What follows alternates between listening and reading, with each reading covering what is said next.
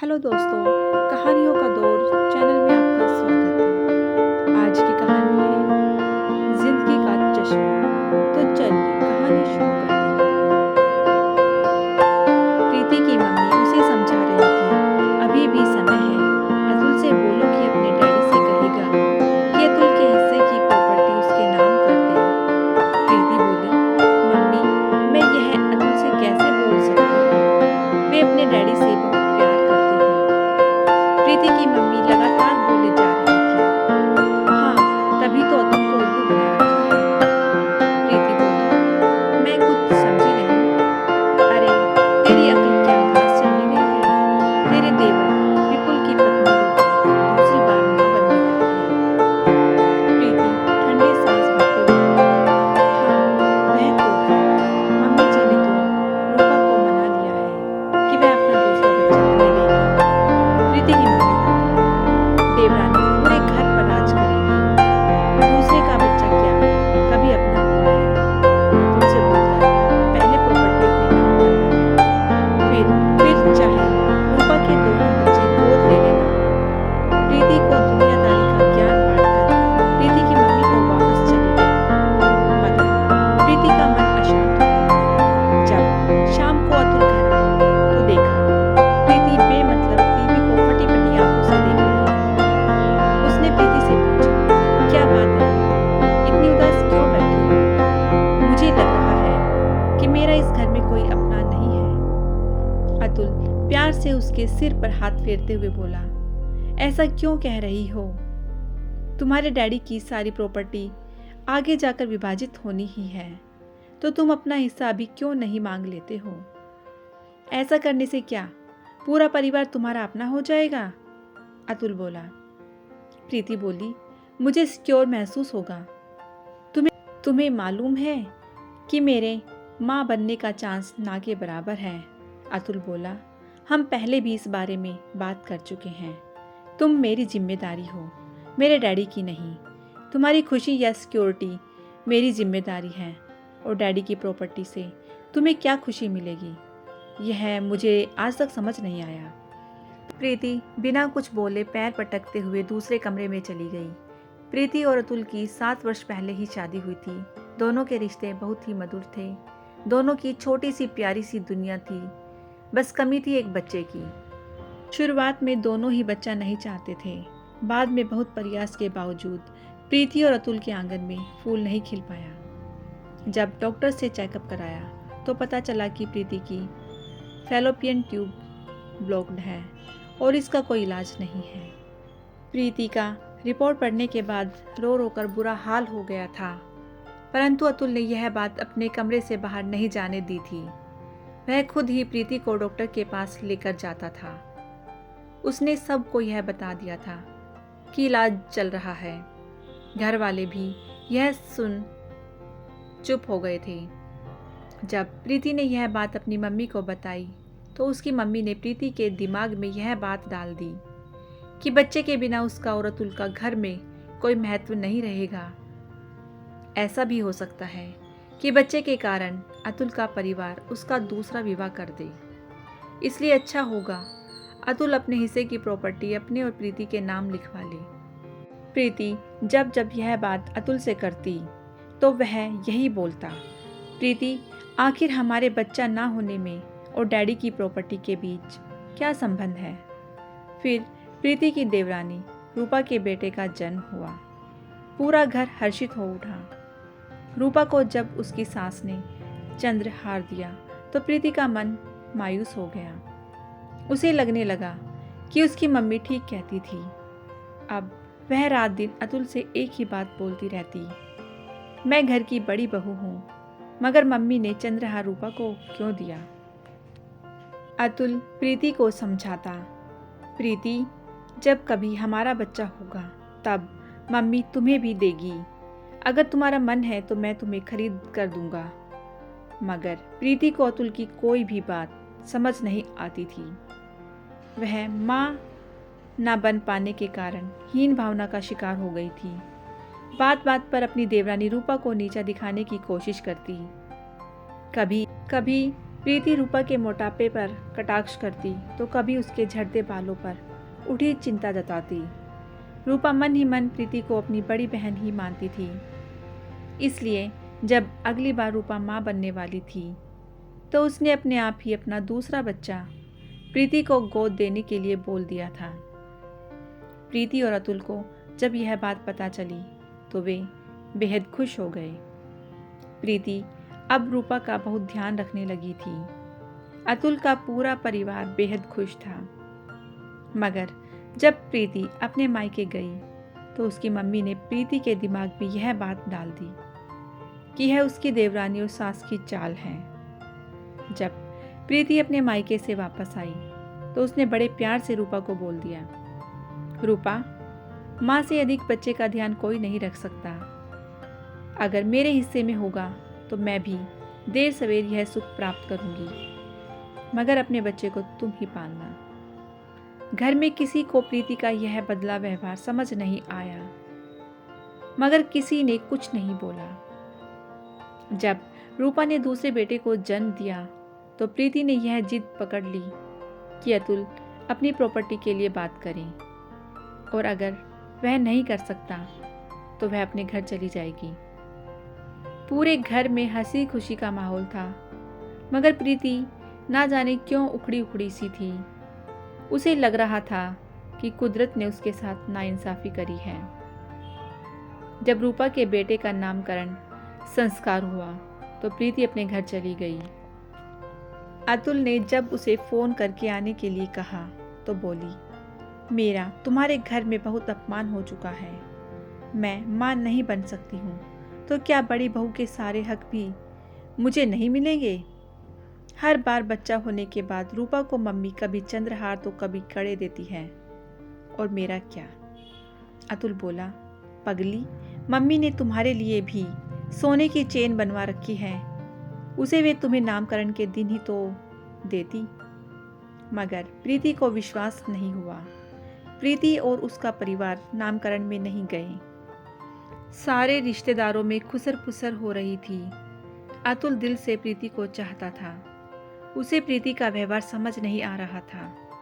जब नामकरण के पश्चात अतुल और उसके मम्मी पापा प्रीति को लेने के लिए गए तो प्रीति की मम्मी ने खुलकर बोल दिया, मेरी बेटी तभी वापस जाएगी जब आप अतुल की प्रॉपर्टी उसके नाम कर देंगे। अतुल के पापा बोले, देखिए, प्रीति हमारे घर की बहू है और मुझे जान से भी अधिक प्यारी है, मगर मैं अपने जीते जी यह नहीं करूँगा।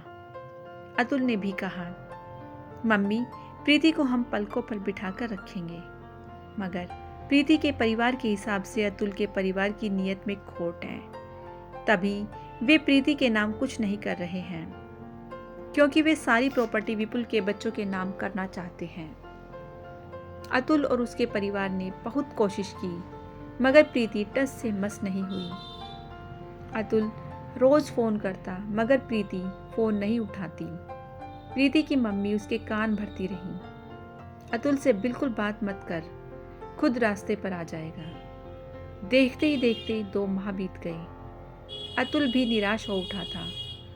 उसकी तरफ से प्रयास ढीले हो गए थे। प्रीति ने अपने परिवार के कहने पर अतुल के खिलाफ डिवोर्स केस कर दिया। अतुल को जब पेपर मिले तो उसमें जो आक्षेप लगा रखे थे उन्हें पढ़कर अतुल के पैरों तले की जमीन खिसक गई।